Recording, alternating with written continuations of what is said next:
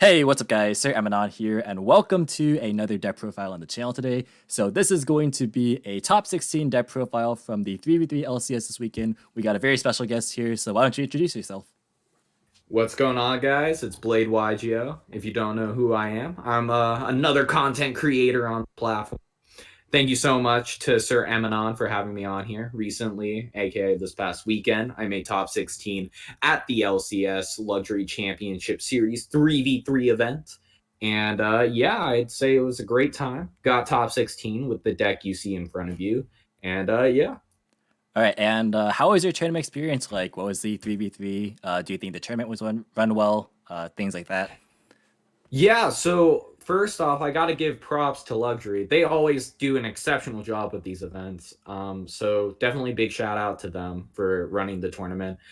I would argue they're easily the most prestigious type of event in the online format. So, but without them, things would be a lot different right now. So huge shout outs to go straight to them. And as for like the 3v3 environment, I would argue it's actually just so much fun because traditionally in a regular type of event, like a 1v1 event, you don't get like the same feeling of hanging out with your friends all day and being able to play with them that you do in a 3v3 setting. So while I think a 1v1 setting is more competitive on an individual level, I would definitely argue the 3v3s are so much more fun, generally speaking. Yeah, totally agree. I played in the last 3v3, and it was definitely a lot of fun just being able to hang out with people. Like even if you maybe don't win every match, you at least get Mm-hmm. to spend time with the people that you enjoy hanging out with. So do you have Fact. any like notable rounds or any matchups you want to go over? Yeah, so I actually wrote down all my matchups. So I guess I'll just briefly go over those. So round one, I won't get into my teammates as much, but just so everyone knows, as a whole, we went X1 in Swiss, like as a whole team, and then we lost in top 16. And then individually, this is how my round by round went. I finished X2 in Swiss. Round one, I lost to Prank Kids. It was really unfortunate. That Weather Washer or the Link 4, like, honestly, if I played Drytron Megalith, I would have just gotten clapped because it's kind of hard to beat the megalith cards when they like nuke your board. And the same mentality applies to prank kids because they just make the weather washer or whatever the link for is called, and then they nuke your board at end phase, and then you just can't play the game. So anytime you have to deal with something like that, it's pretty rough for this deck. But I also got unlucky because I drew hand traps when he had parallel exceed, and I didn't draw hand traps, which like all nine work against the graveyard effects of the prank kids. I didn't draw any hand traps when he didn't have parallel exceed, so it happens. But yeah, round two I beat Drytron. Round three I beat Adamancipator Prank Kids. That deck is very weird, champ. Random opinion, but I don't like that deck. I think it's pretty decent, but like also just gets destroyed by Trap Shaddoll, or just like any control deck for that matter. But in a combo heavy format, I definitely think Emancipator Brand Kids is strong. Round four, I played against Drytron. This was the only other loss I had in Swiss. Um, this is a very like usually it's a good matchup for me, but in this case specifically, he just opened the stones and I couldn't do anything about it, so it happens. Round five, I played against Eldritch Dragoon, which you're about to notice a trend, but I started playing a lot of Eldritch, and so yeah, I played against Eldritch Dragoon. Typically, the matchup is weird because if they get access to Dragoon, it can be really like I'm in the back seat at that point. But if they don't get access to Dragoon, then I can just win pretty easily because Eldritch has a bad Shaddoll matchup because of Ariel. But otherwise, Dragoon is like the big problem with that matchup. But I won. Round six, I played against Trap Orcus. Super chill guy, to be fair, but I didn't. I was surprised to see what happened. I mean, he bricked really badly on like scrap cards, so happens. And then round 7, I played against Dragoon, Elich, Invoked.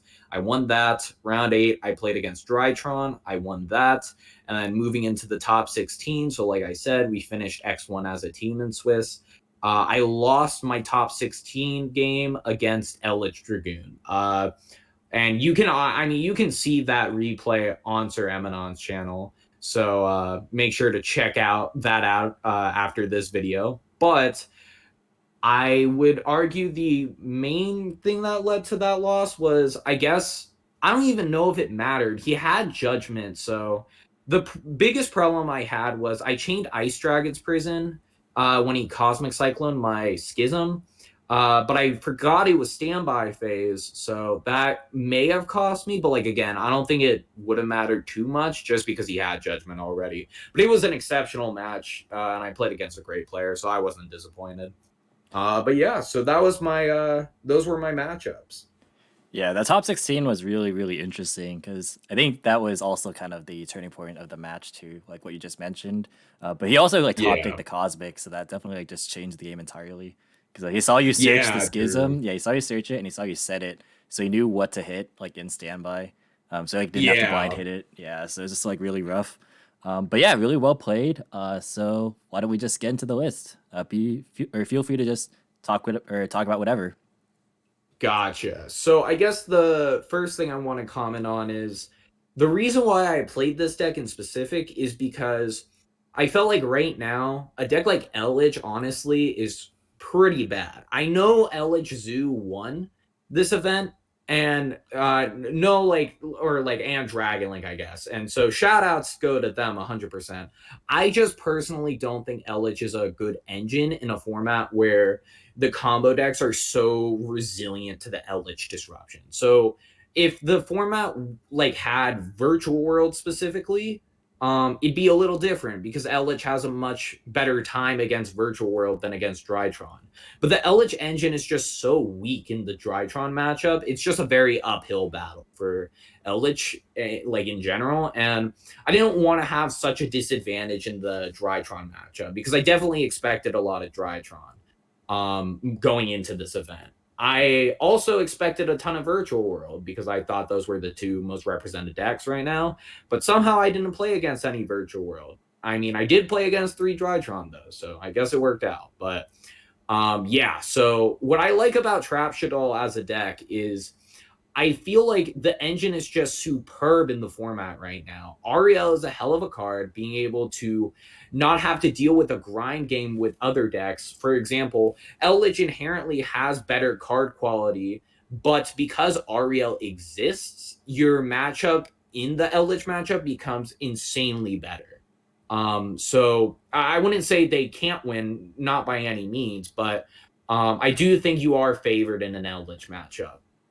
So, and then in Drytron, obviously, if you banish all their Drytron pieces in grave, they're going to have no follow up. So, Ariel's insane. Definitely the MVP besides Winda, App Cologne, and Punishment. And obviously Nadir Servant. But yeah. So, I just thought that, like, going into this format, I felt like because of the way the metagame shaped up to be, I felt like this would be a solid pick in the format. And I didn't really want to play many combo mirrors because I didn't like the Drytron mirror at all. I think it was really horrible. And then I did not like playing Virtual World because my problem with that deck is it's just very like its hands are either very hit or miss. If you're not like you can just brick so easily with that deck. It can also just lose to like 1 or 2 disruptions. So I wasn't the biggest fan of it, but I mean, hey, Virtual World's still a very solid deck. But yeah, so I didn't like at the time as well. I didn't feel like Dragon Link and all these other combo decks were as competent, but like definitely proven wrong. I mean, for example, I think Dragon Link's really good now after seeing that first place list. So yeah. But generally speaking, I just think this was a really solid pick for how the format has been shaping up. But there was like definitely problems with the deck. When you look at traditional Trap Shaddoll, you're going to see things like 3 Shaddoll Fusion, 1 L Shaddoll Fusion. And I'll get to that in a little bit and how the Shaddoll Fusions interact. But Personally, I didn't feel like they were necessary. They just contributed to more bricky hands. And so I just foregone it all together just because Schism is a one card everything, basically. So I'll get all of that when I get to the spells and traps. But yeah, so you're gonna notice I try to solve some of the biggest problems with the deck. So yeah. So let's start off with the hand traps, I suppose. So we're starting off with 3 Ash, 3 Skullmeister, 3 Gamma, 1 Driver. Um, I felt like in this type of deck, you don't like you could commit to the idea of playing Solemn Strikes and Divine Wraths technically, but I personally was not a fan of that mentality because if you're playing against Virtual World, for example, you can beat the board if you draw like hand traps typically, and sometimes you can break it without hand traps. But generally speaking, the problem isn't the end boards they make, because again, cards like Solemn Strike can deal with that pretty effectively. The problem is just how many resources they're gaining afterwards. For example, if you play against Virtual World, they're ending on Calamity, Shen Engrave, Chuche, and like 4 to 5 cards in hand. And that's not like impossible to beat, but you have to have a very specific hand. So I feel like hand traps inherently solve this problem very well. And so I opted to play the best hand traps overall, because in a trap deck or a control deck in general, it's a lot harder to be able to win with like 1 to 2 cards versus combo decks where they can easily win with 1 to 2 cards, which is why they can afford to play cards like Droll, which technically you go neg 1 if it's not impactful. But at the same time, because the rest of your cards do so much, you don't really care about going neg 1. But in this type of deck, you definitely need like every card to be impactful. So 3 Ash, biggest thing is it stops Red Eyes Fusion, but otherwise it's Ash. 3 Skullmeister. I think this is better than Bell right now. Bell, in my opinion, is really bad. It's not it doesn't do like anything super relevant. Whereas like Skullmeister is more versatile in the Drytron matchup because you can stop both Ben 10 Engrave and Alpha and all of them Engrave. And then against Virtual World, you can stop King Long, and it's much better against Rogue right now because, for example, if they're playing Adamantivator Prankids, you can Skullmeister the Roxys, for example. So, and then Skullmeister has a ton of other niche applications that come up. So I was definitely a big fan of Skullmeister. It came up clutch quite a few times. And then Gamma. The only thing I want to say about this is the way this deck works is you're not traditionally going to set like a monster turn 1, which I'll talk about in a sec with the minimize Shaddoll count. And because of that, like the only time Gamma conflicts with something is if you draw like Nadir Servant into Ecclesia or Ecclesia.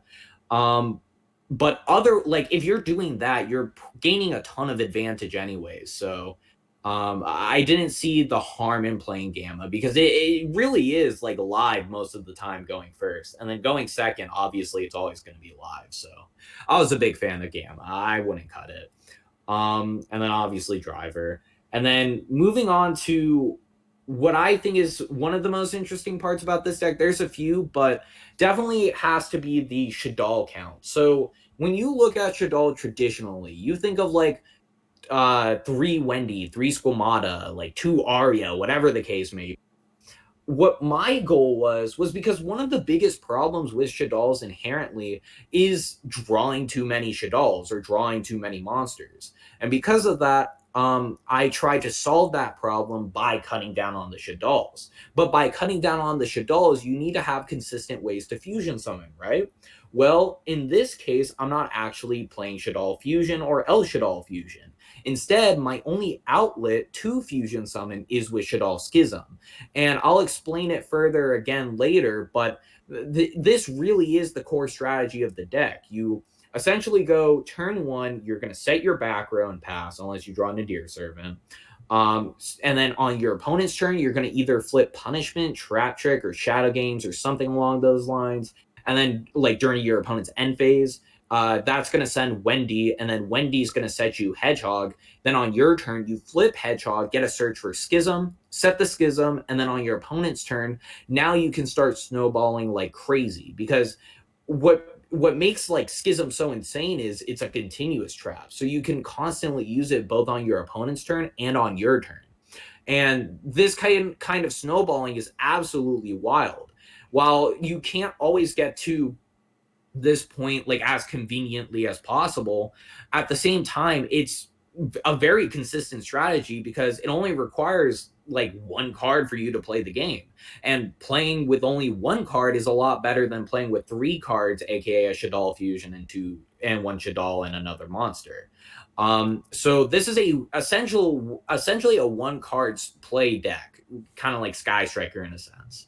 So I definitely think like this type of strategy worked out, that, and it panned out really well over the weekend. So yeah, so you have to play though two Wendy. This is the one Shaddoll you have to physically play two of.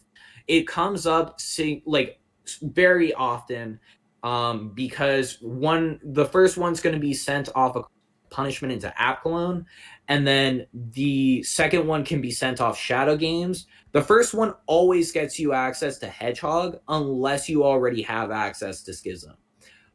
If you have access to Schism, you're always going to set Beast. And Beast is absolutely nuts. It feels like sometimes I'm just like playing Sky Striker by flipping cards like Beast and drawing two and discarding a Shaddoll. Like, it's crazy how much card advantage you can gain so quickly.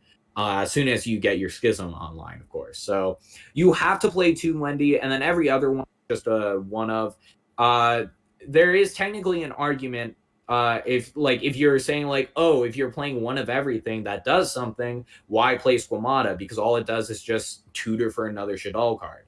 Well, that's exactly why you want to play Squamata. It's very relevant to be able to get that extra dump. Because what's interesting about this deck is it almost feels like a sort of chaos type deck in a weird way, because you're using Schism to banish every single turn. So using your trap cards, you're loading up your graveyard with Shaddoll names in order to utilize in unison with Schism.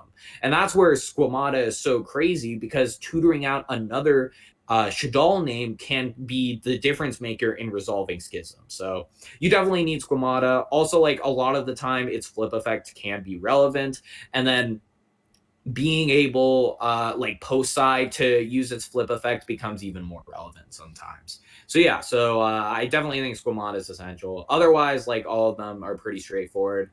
Depending on the matchup, you obviously side out Dragon or Ariel. Like, if it's bad in a specific matchup, like, I always side out Dragon against Drytron, for example. So yeah. So that's the Shaddoll lineup. Hopefully that all makes sense. I tried to explain it as best as I could. But yeah, and then the last monster is one Ecclesia. There is an argument to play Fleur de Lis because of Dragoon's existence, but Fleur de Lis is so freaking bad right now. Like, I can't emphasize this enough. That card is absolute garbage. Like, what does it do right now? You're going to summon their Drytrons, and then they're going to do whatever, right? If they make Phoenix, like, why would you want to play Fleur for that? That doesn't make sense. You'd rather just chain whatever set card you have or whatever. And then against Virtual World, it does nothing. If you just draw it without a cleave, it's the worst feeling in the world. The only scenario, again, is negating Dragoon. But, like, because this deck technically can already out Dragoon, like, there are different ways you can do it. Fortunately, Schism can send a card, which is another bonkers thing about Schism. But because Schism sends, you have different combinations of ways to out a Dragoon. For example, a lot of the time you would go you would flip Schism.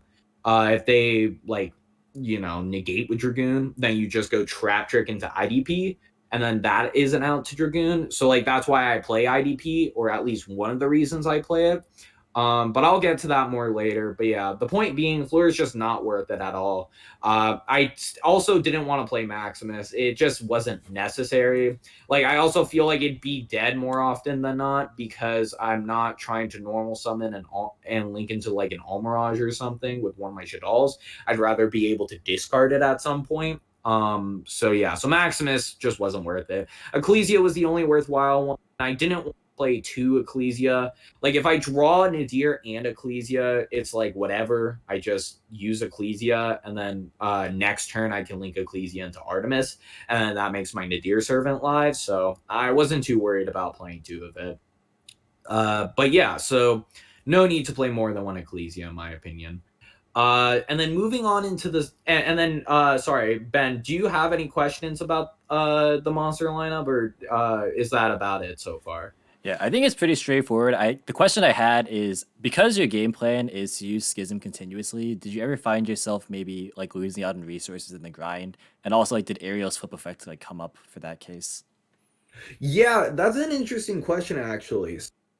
In the grind game, I actually didn't come across a situation like like in testing, I've come across situations where it'd be nice to have like a Wendy engrave or something in order to banish for app clone. And like I used the Wendy already for an app clone, but generally speaking, it doesn't come up too often. You just have to manage your resources really well. Like for example, I don't think I had a situation in the tournament where I really missed having more Shaddolls engraved. Like one of the coolest things about the deck is Artemis, which I won't discuss too much, but it's just like really convenient having Artemis nowadays because it means any of your Shaddolls can become a light monster, and because of Artemis's existence, this type of deck works significantly better than in the past because it means you don't need to play external light monsters for construct. All you need access to is a Shaddoll name that's a spellcaster, and you're vibing. So Artemis definitely was a game changer, and it also helps load more fodder for Schism. So I wasn't like I never actually missed having another Shaddoll engrave realistically, but I think there was like once or twice there were game states where Schism banishing was very relevant for Ariel. I remember like one time I think it was Schism, Banish, summon like App Clone or Construct or something.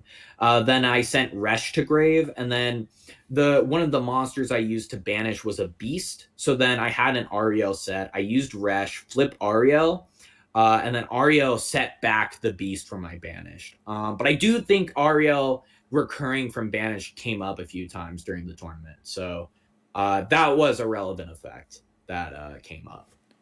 All right, cool. And the other question I had was like, this is probably like a low percentage chance, but did you ever find Mhm. yourself drawing Servant and Ecclesia and then going like normal Ecclesia, make Artemis, and then like Servant back the Ecclesia, then special Ecclesia? Like not using the effect initially on normal, but then like specialing it? Because that actually came up So for me before. so it's in like I think it came up for me once in testing, but whenever that happens to me, I always use Ecclesia, not because I can't go for that play, because obviously like that's an option I could go for. It's more so I'm just worried if I make that play and then they like Ash Nadir Servant, I just lost so much value off that Nadir Servant. Like my opponent gets a 2-for-1 off the Ash. And in a deck like this, I'm just like, I'd rather just hold the Nadir Servant because like what's cool about this format is you don't need like 4 to 5 disruption to beat a deck like Drytron. You typically only need like 3 disruption or like 2 disruption sometimes. So I was content with like holding my Nadir Servant for the next turn just so I didn't lose out to different hand traps. So yeah. But that did come up once in testing where I needed to specifically be aggressive with my Nadir Servant, and then I didn't get punished for it. So yeah. All right, cool. So feel free to just move on to whatever. Gotcha. So yeah, moving into the spells, we have Nadir Servant. This is like I don't think there's a single deck that uses a Nadir Servant better than this deck. Like I just don't think there physically is. Just because the best monster you could possibly send off Nadir Servant is App Cologne, because App Cologne does everything. So yeah, Nadir Servant is like absolutely nuts in this deck. If it gets limited though, that would suck, but this deck's not actually dead. the thing that would actually like kill this deck is if you limit punishment, because it comes up in the grind game to have multiple punishment, especially with a card like Trap Trick. It just means you have you go from 6 copies of punishment to 1 copy, and that's like a game changer. Even though you have shadow games to get off Trap Trick, it's still very relevant. So I think 1 punishment actually just kills this deck, but I don't think they'd actually do that on the ban list. I think they would all, of course, limit Nadir Servant before they hit punishment in any capacity. But yeah, I mean, while we have 3, I mean, it's insane. And then the other spell, this is probably catching some people off guard, is Pot of Duality.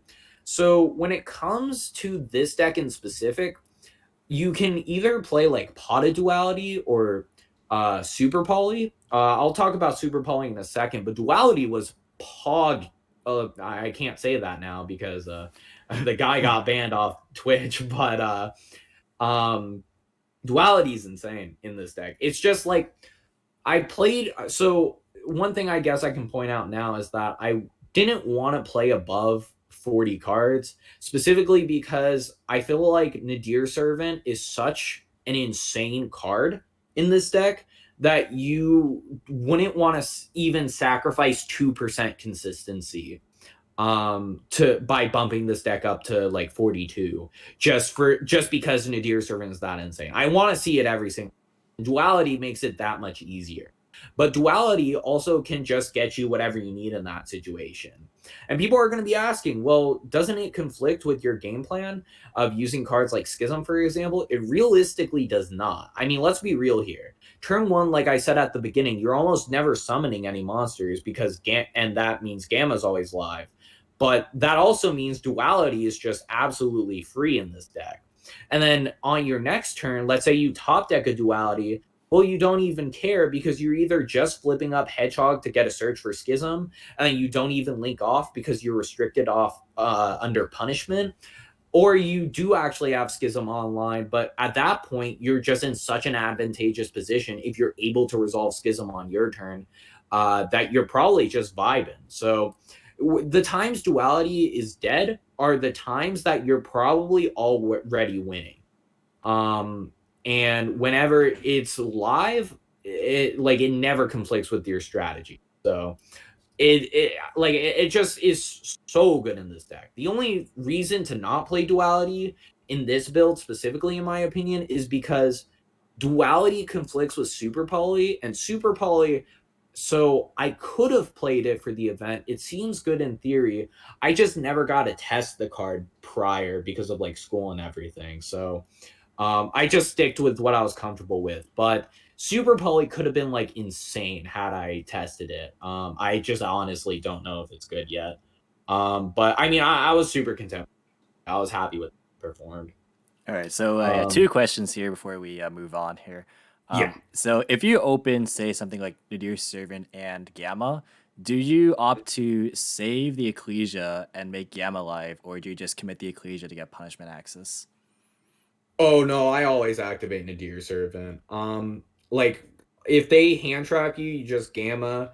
If they don't hand trap you, I feel like Nadir Servant, it becomes like if Nadir Servant resolves, it is way more value than a card like Gamma. So, and like even like worst case, I can just pitch the Gamma off of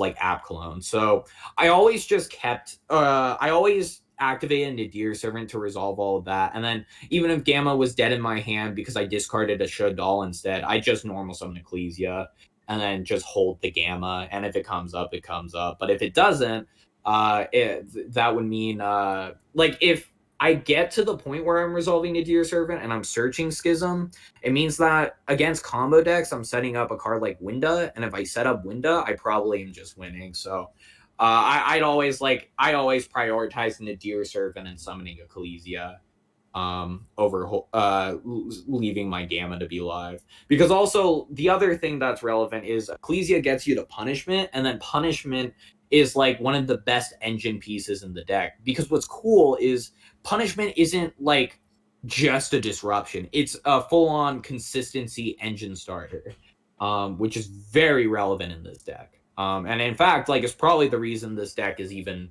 like playable. So yeah. All right, cool. And the other question is, once Pot of Prosperity comes out, do you think you'll be adding that to the list in some capacity? See, I've been thinking about this. I'm like, how the heck do I add prosperity to this deck? Because it's such a tight list. I don't know. Like I don't actually want to go above 40. But I may just because like having Nadir Servant, Duality, and Disparity seems pretty crazy. So I don't know. I think it so crazy to have all of that in one list. So I gotta test it, but I probably am gonna find a way to add prosperity. The cards just seems really insane, but I don't know if like I've also thought about that card, and I'm like, I don't even know if it's better than duality in this deck specifically. Like, just because duality's restriction hinders you so minimally that it almost feels like duality is better. But, like, I don't know. Testing will probably prove me wrong. Prosperity is a hell of a card, so yeah. All right, cool. All right, so we can move to the traps or whenever. Gotcha. So yeah, moving to the traps. This is obviously the most integral part of the deck. It's Trap Doll for a reason, but yeah. So we play. I'll get to Trap Trick in a second, but we play 3 Punishment, 3 Shadow Games. These are both engine pieces, absolutely crucial. And then Trap Trick also fetches both of those, but can also fetch IDP and Dynamiscus. Some Trap Doll lists opt out of Trap Trick. Personally, I tested without Trap Trick for a little bit, and I came to the conclusion that the deck becomes so much more fragile without Trap Trick that it wasn't worth it to cut. There's like an argument, like especially if you're playing Solemn Strike, it is very relevant that like Trap Trick's restriction becomes very relevant because then it turns off. Like if you activate Trap Trick, they're not going to negate it because they just wait for whatever you set. And because of that, it's like very dead in a Solemn Strike oriented build. But in this deck specifically, I just felt like the deck becomes so much more fragile. It like to cards like Ash and Skullmeister if you don't play Trap Trick. So I found it to be crucial. It also meant that I could play 2 of IDP and Dynamiscus. Like traditionally when deck building, in the past I've been a little wavy on this mentality, but like very recently I finally like have concretely said that I cannot play 2 ofs anymore unless there's an actual reason for it, like if it's searchable or something. And fortunately, IDP and Dynamiscus are searchable by Trap Trick, so I did not feel the urge to need to bump them up to 3 in some capacity. Although the one thing I will say is IDP, I could see myself play 3 of if I can find the room. This is like, I think this is the reason my team did not go to top 8. Not in the sense that IDP was bad, but because I did not play a third. If I did play a third, that meant in game 2 of my top 16, I could have gone IDP and then they negate. And then I trap trick for the second IDP. And then that outs the Dragoon, and then he has no follow-ups from there. So I think that actually lost me lost me and my team top 16. But I mean, it's all good. But yeah, so I don't know if I'd play the third in like maybe in the future if it happens again, like just chalk it up and say it is what it is. But it's definitely something for me to consider.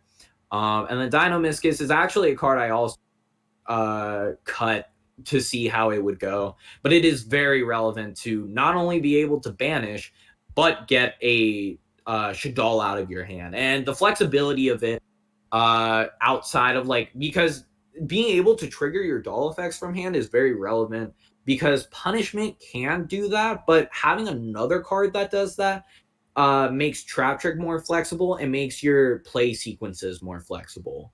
So I definitely was a fan of Dynamis because I mean I wouldn't. It's amazing in this deck, and then obviously the Heart and Soul is Schism. I mean I don't know what else to say about it other than like this is like engage multi-roll, like all of those Sky Striker cards meshed into one. It just does everything for the deck. I cannot like understate how insane Schism is as a card. And it is the reason Shaddolls are playable now, in my opinion. So yeah.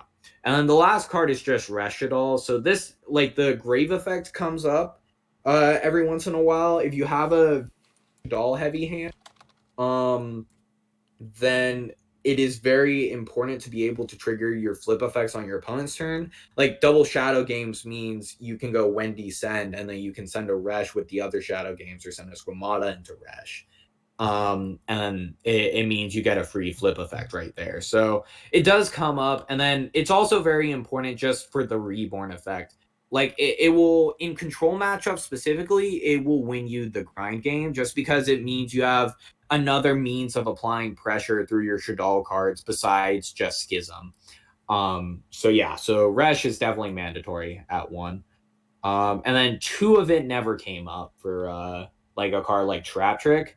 Technically, it came, like, it could have been nice one time, but it didn't lose me the game at all. So I wasn't too worried. But yeah.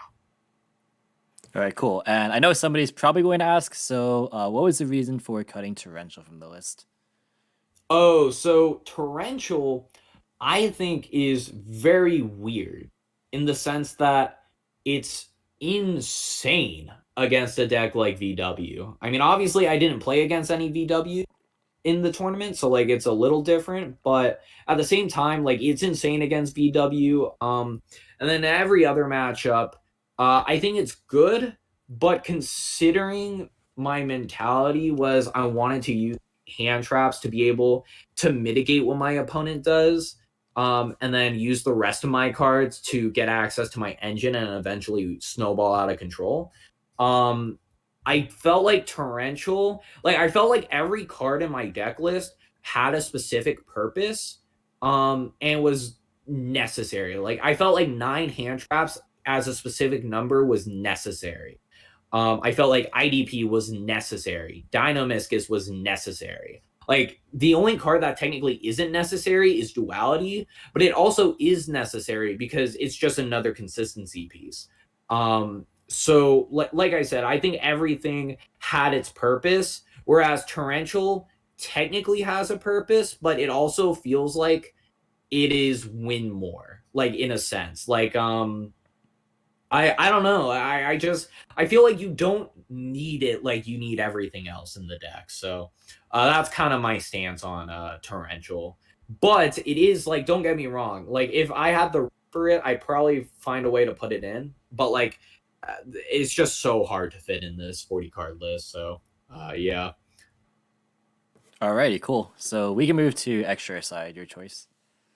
Gotcha. I guess we'll start with the extra deck. So 3 app clone. I mean, it's like I'm not gonna dwell on this card too much, but like, the point is, this is the most important card in the extra deck by a long shot. The Dogmatica and Shaddolls would have no whatsoever if it wasn't for app clone. And app clone's existence makes, like, this idea in general, because app clone can be accessed off the Dogmatica cards, which is a significant consistency boost, and then app clone gets you access to everything. So that's about it for that. So you have to play 3 of it. 3 definitely comes up.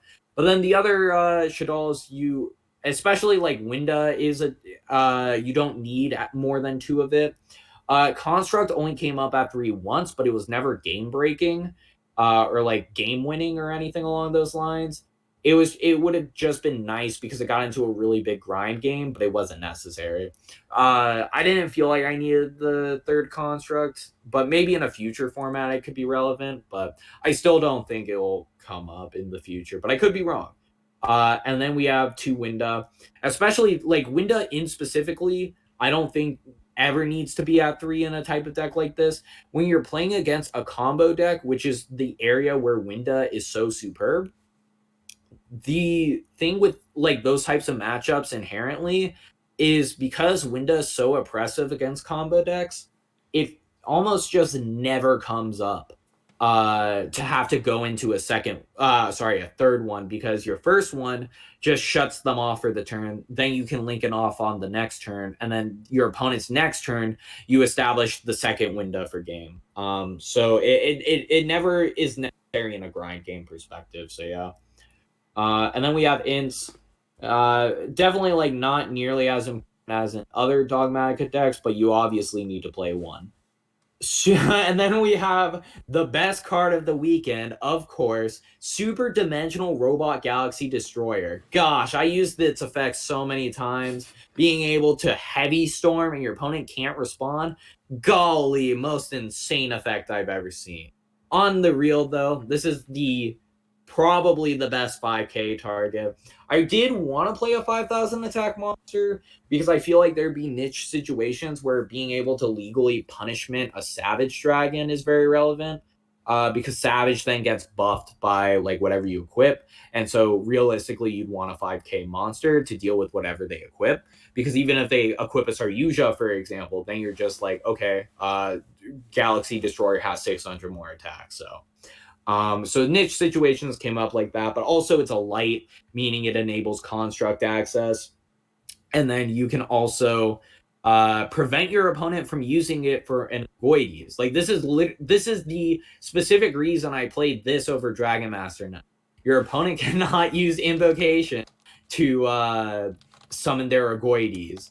Even though they can use every other Shaddoll. Anyways, so then we have Boral Sword. So I felt like there were enough situations where you'd have like a beast Boral Sword on the field to OTK versus like the access code OTK. I just think the 700 damage is so much more relevant. So than the 2 pops. So that's why I played Boral Sword.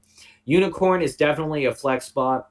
I think I only summoned it once, but its effect wasn't realistically like necessary at any point in the tournament.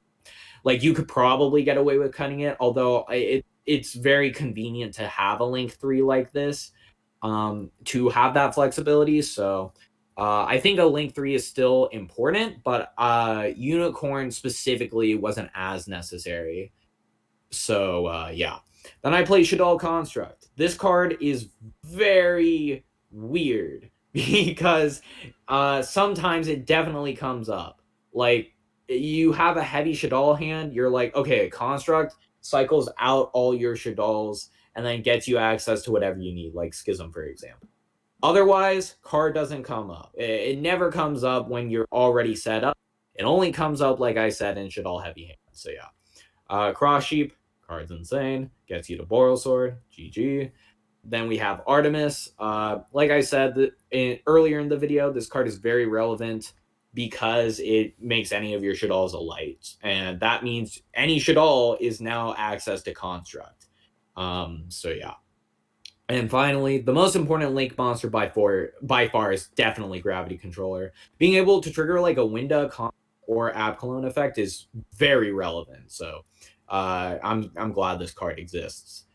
And then any questions about that, Ben? Or Yeah, did you ever miss like the second gravity controller or maybe something like Lambda to like enable Gamma or anything?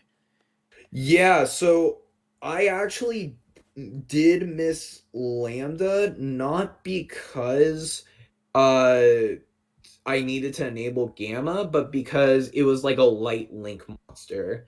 So that's definitely a card I could see myself playing in the future because it also has the use in unison with Gamma. Um, and I could even see myself play Lambda over something like, because instead of making a Link 3, you just make a Link 2. But otherwise, like the second gravity controller didn't come up, I don't think. I think like once you get that first effect that you need, the second use becomes unnecessary because you're so far ahead at that point. But yeah. All right, and that's it for the extra then. We can go to the side. Gotcha. So yeah, so there is one change I'd make in the side deck. I played 3 Nib. I don't know if I would change this just yet. It was like fine. It didn't do anything overly crazy, but like if there's a better card to play versus combo, I'll play it. It's just Nib is good against VW, generally speaking. And it's decent enough against all the other combo decks to where like I'm like, okay, if this is my second hand trap, it's really strong. And then Psycho Reader, like you have to either be playing Droll or Psycho Reader in either your main or side deck, just because Drytron is popular enough to where it's warranted, and then both of those cards are just such blowouts. But it like Cycle Reader is insane. I like, not that you don't have to, like, you can technically play Troll, but I think Cycle Reader is just much better in a control deck, because it gets rid of their resources. It's just so good. Like, I could have even won my round 4, for example, had one of my hands spin Cycle Reader over anything else. It's just quite a blowout card. So yeah. And then the main change I'd make is I'd cut down. This card wasn't bad, but it wasn't overperforming by any means. So I'd cut it down. And I know I said I don't like I don't play 2-ofs unless there's a reason. First off, it's again searchable off Trap Trick. So anytime I need it, I could just get it off that. And then additionally, this means I can maximize the consistency of seeing like my back row counters, or like my back row hate counters, which would be the 3 judgment, 2 anti-spell, in 1 order. I definitely would add the 3rd anti-spell. That card put in work over the weekend. Any card that just, like, judgment specifically is like insanely crucial to stopping the back row hate counters, and it's obviously very flexible depending on the situation. And then anti-spell and order are just insane. Like, you barely play any spells in this deck, and then once you do have those set up, sometimes your opponent just sets cards and passes under anti-spell, and then because of that, it enables you to get it a free turn to set up, which is very relevant in a deck like this, and especially against combo decks, where that means if you give me a turn to set up, I'm summoning Winda on your turn and probably winning from there. So yeah, so I'd max out spell and then cut one of the Storm Dusters. But otherwise, I was pretty content with the side deck. Cool. And maybe do you want to share like some of your siding patterns, like going first or going second, what you take in versus what you take out, and like very in the different matchups as well. Like, how does your siding pattern change? Yeah, so I guess we'll start with Drytron. So like, or just any combo deck for that matter. Whenever I play against, I always feel like it's like and I completely agree in that I think siding patterns are very important.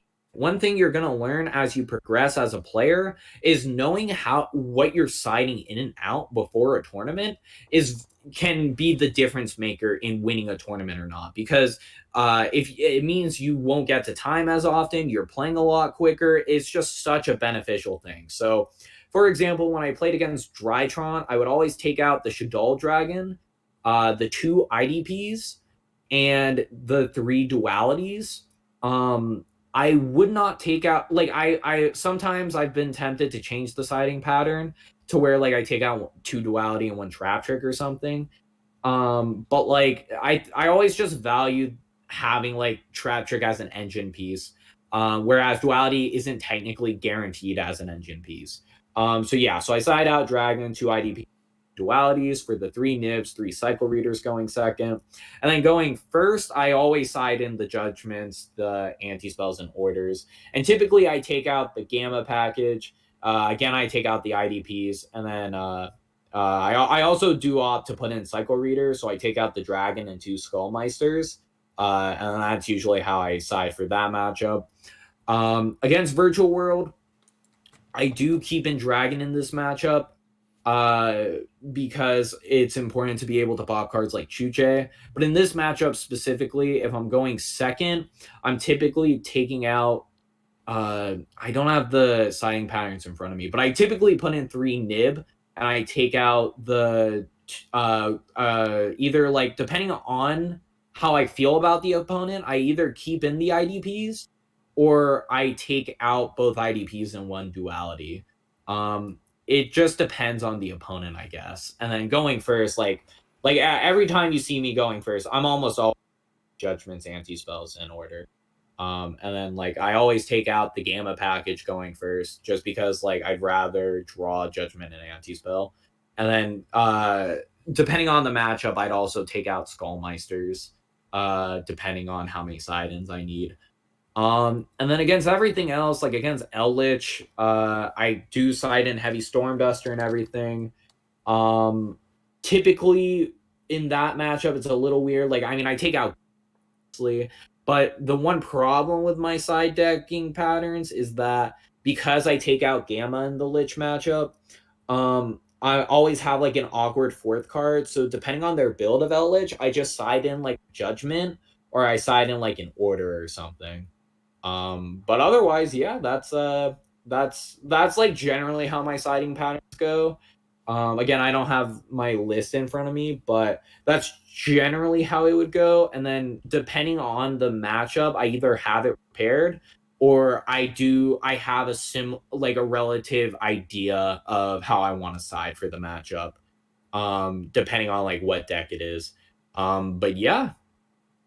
All right, so I think that about wraps it up. Do you have any final thoughts or any words?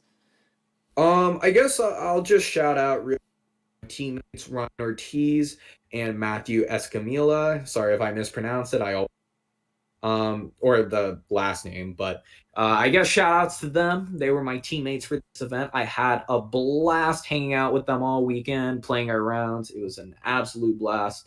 And I wouldn't have it any other. And then I guess yeah, I mean, I could shout out other people, but I don't know. I'm pretty content with that. And then I guess the only other shout outs to Blade YGO. Subscribe at youtube.com/BladeYGO. Oh yeah. Okay. All right. All right. I think that does it. Thanks, guys, for watching this video, and we'll see you next time.